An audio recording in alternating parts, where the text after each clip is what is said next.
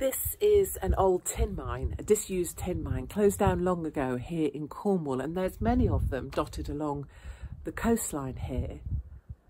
But today, when we reach a point where we have 45 million people who will be in fuel poverty this winter, that's 2/3 of the British population, unable to pay their bills or unable to try and keep warm this winter, where more than 10% of their income is being spent on fuel or energy.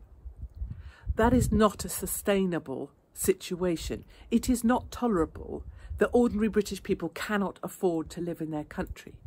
And it's all very well to say 45 million people, but those big numbers start to count for nothing.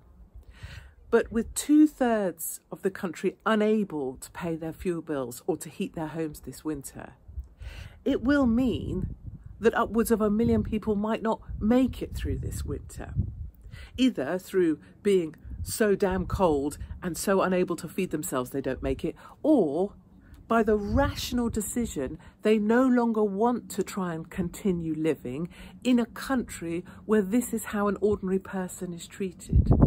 We were told, weren't we, over and over, build back better. We're going to build back better. Just tell me, how is this better? Flight rationing, food rationing or restriction, energy rationing or restriction, poverty being forced onto people, people not knowing what they will be able to afford. And one of the problems is that we're very divided. I believe we should never have shut down our coal capability. We should not be shutting down coal-fired power stations, specifically not at a time when India is just opening 52 new ones and China has more coal-fired power stations in operation than at any time before, 200 plus new ones just being built. I would argue we needed to retain energy security. But we have given that away. We have pursued a green agenda at all costs. By 2024, there will be no more coal-fired power stations here in the UK. But there was never a solution to make up for that. Things were shut down without anything else ever being opened up. And no one wanted to address that problem. Hence, we're at the spot we're in now.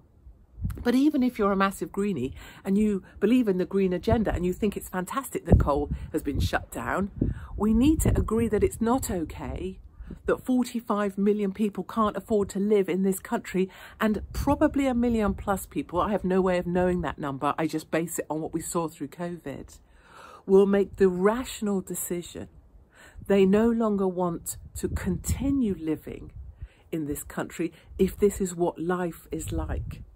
How is it possible, as a retired person, you could work all your life and you can no longer afford to live in your country? You can't get NHS treatment.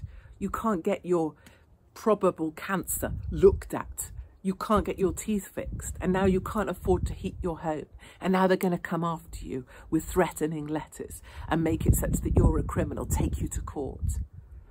As much as we cannot agree on all things, I think we can agree that we have to stand together to do something about this. We have to stop our direct debits. We have to stop energy companies being able to reach into people's bank accounts and just take money.